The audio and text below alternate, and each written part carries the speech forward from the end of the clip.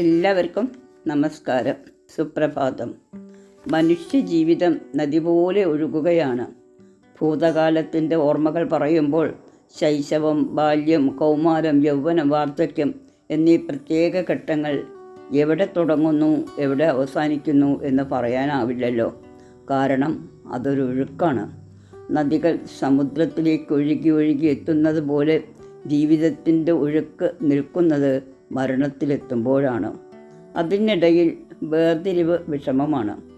Chronological ഓർഡറിൽ ഓർമ്മിച്ച് പറയാൻ ശ്രമിക്കാം എന്ന് മാത്രം.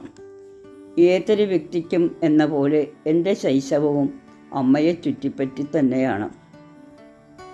ഇപ്പോൾ ഓർക്കുമ്പോൾ എൻ്റെ ദിവസങ്ങളിൽ മുഴുവൻ സമയവും അമ്മ എൻ്റെ കൂടെ തന്നെയുണ്ടായിരുന്നു. എന്നെ കുളിപ്പിക്കുക, പൗഡറടിക്കുക, ഉടുപ്പിടുവിക്കുക, ചുമലക്കിടത്തി ഉറക്കാൻ ശ്രമിക്കുക, പിന്നെ തൊട്ടിൽ കിടത്തുക, ഉറങ്ങി ഉണരുമ്പോൾ വീണ്ടും എൻ്റെ കാര്യങ്ങൾ കാലിന്മേൽ കിടത്തി കുറുക്ക് തന്നത് എനിക്ക് ഓർമ്മയിലുണ്ടോ, അല്ല ഞാൻ സങ്കല്പിക്കുന്നതാണോ? വീട്ടിൽ മറ്റുള്ള അംഗങ്ങളുടെ കാര്യങ്ങൾ അമ്മ എപ്പോഴാണ് നിർവഹിച്ചിരുന്നത്? അച്ഛനും 2 ജ്യേഷ്ഠന്മാരും ഉണ്ടായിരുന്നുവല്ലോ വീട്ടിലും. കോഴിക്കോട് ഞങ്ങൾക്ക് സഹായികളെ കിട്ടാൻ വലിയ വിഷമമുണ്ടായിരുന്നില്ല. വളരെ വർഷങ്ങൾക്ക് മുമ്പ് നടന്ന കാര്യങ്ങളല്ലേ.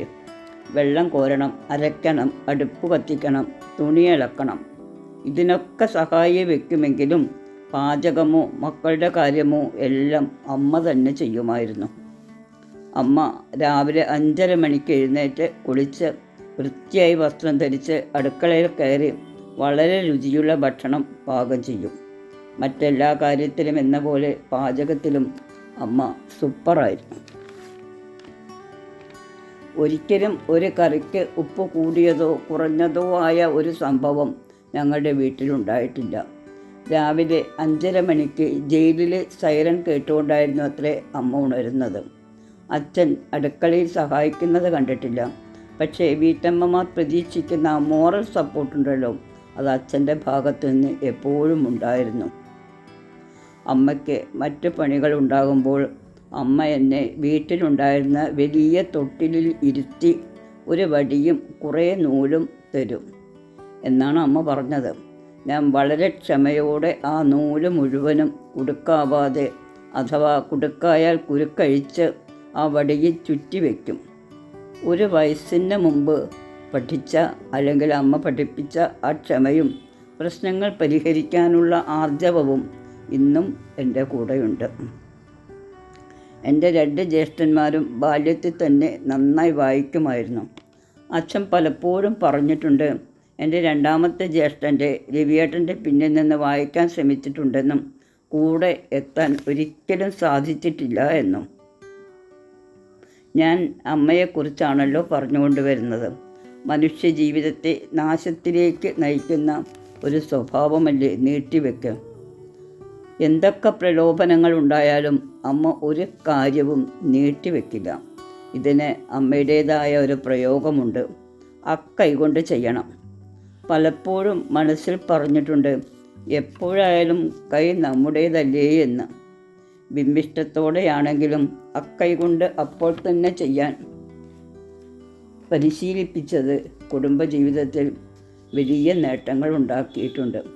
അമ്മയാണ് എൻ്റെ ആദ്യ ഗുരു. എന്നെ അക്ഷരം പഠിപ്പിച്ചത് അമ്മയാണ്. ചെറിയ അസുഖങ്ങൾക്കൊന്നും അമ്മ കുലുങ്ങില്ല. ഒരു നല്ല ഉറക്കത്തിൽ മാറേണ്ട അസുഖമേ മക്കൾക്ക് വരൂ എന്നായിരുന്നു അമ്മയുടെ വിശ്വാസം. മറ്റ് വീടുകളിൽ പോയി വർത്തമാനം പറഞ്ഞിരിക്കുന്ന സ്വഭാവം അമ്മയ്ക്കുണ്ടായിരുന്നില്ല. അതേസമയം അമ്മയ്ക്ക് സുഹൃത്തുക്കൾ ധാരാളം ഉണ്ടായിരുന്നു.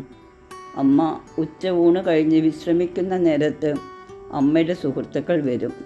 കുറേ സമയം സംസാരിച്ചിരിക്കും, ചായ കുടിച്ച് പിരിയും. അമ്മയായിരുന്നു ഞങ്ങളുടെ വീട്ടിലെ ധനകാര്യം കൈയാളിയിരുന്നത്. പല കാര്യങ്ങളിലും അമ്മ ഒരു കർശനക്കാരിയായിരുന്നു. അതേസമയം പ്രായോഗിക ബുദ്ധി അമ്മയ്ക്കായിരുന്നു കൂടുതൽ. 2002 അമ്മ പോയി. ഒരു പ്രായത്തിൽ നാട് കടത്തിയ പെൺമക്കൾക്ക് അച്ഛനെയോ അമ്മയെയോ ശുശ്രൂഷിക്കാൻ സാധിക്കില്ല. മാതാപിതാക്കൾ മക്കളെ ശപിക്കില്ലെന്നത് അവരുടെ ഒരു വിശ്വാസമാണ്. മരണാനന്തര ചടങ്ങുകൾ എല്ലാം മുറ പോലെ നടത്തി. അച്ഛനും അമ്മയും പോയി കഴിയുമ്പോൾ അവർക്ക് വേണ്ടി ചെയ്യാൻ കഴിയുന്നതെല്ലാം ചെയ്തിട്ടുണ്ട് എന്ന കൃതകൃത്യത മക്കൾക്കുണ്ടാവണം.